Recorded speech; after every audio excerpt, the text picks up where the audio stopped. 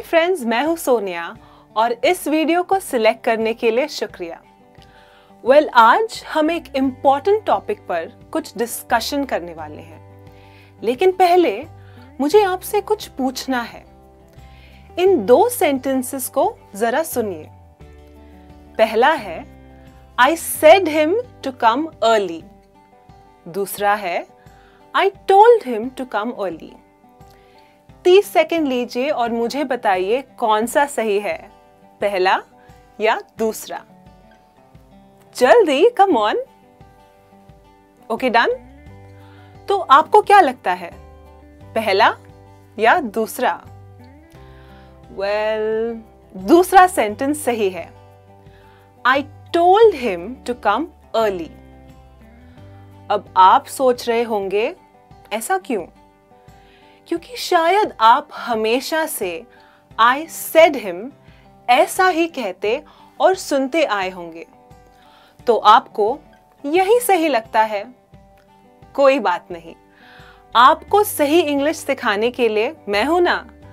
बस इस लेसन पर ध्यान दीजिएगा।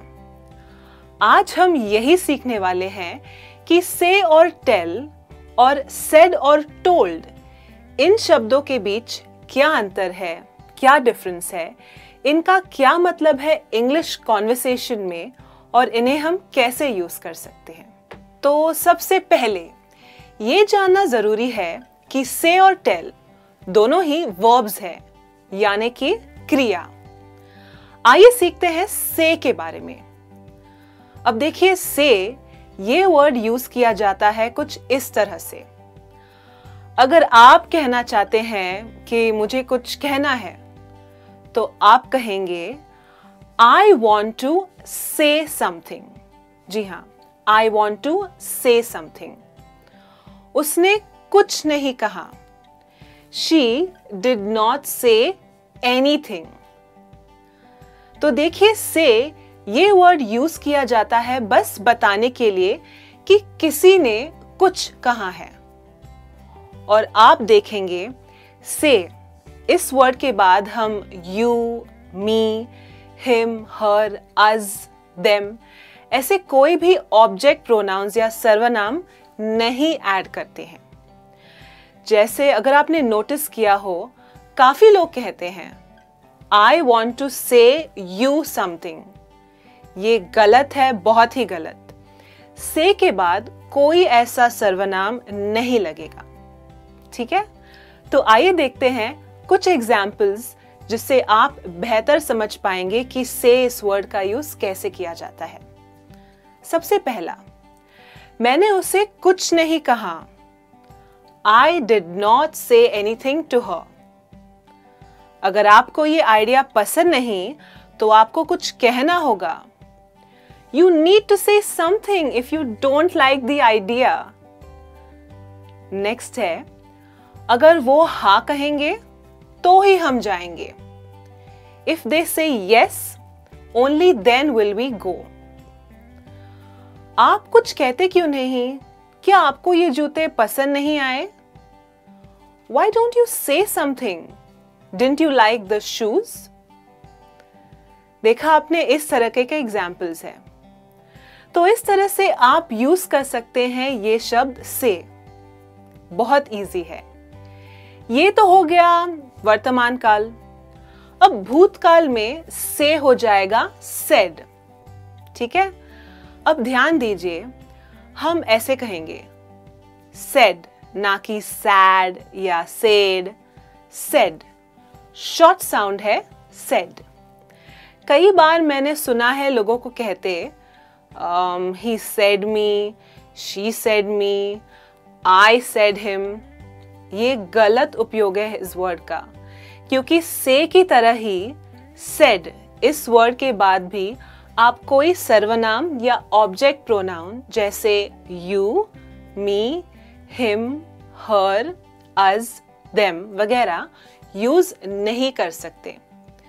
प्लीज प्लीज प्लीज ये आप ध्यान में रखिएगा।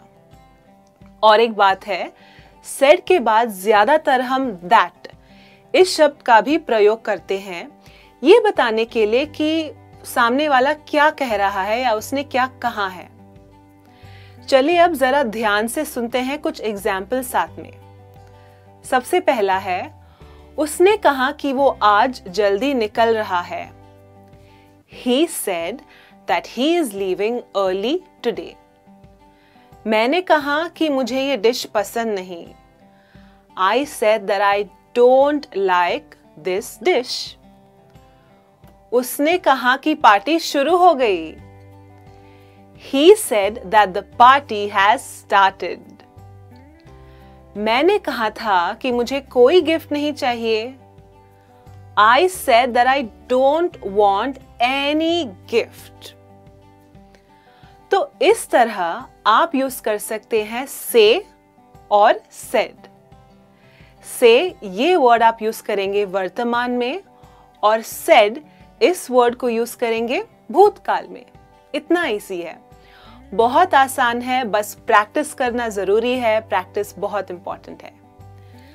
अब नेक्स्ट देखते हैं टेल और टोल्ड के बारे में क्या जानना जरूरी है। टेल यूज करने के लिए जरूरी है कि हमें ऑब्जेक्ट प्रोनाउंस या सर्वनाम जैसे you, me, him, her, them, us use करने पड़ेंगे। जी हाँ, जैसे अगर आपको कहना है उसने मुझे कहा कुछ कोल्ड ड्रिंक्स लाने के लिए, तो आप कैसे कहेंगे?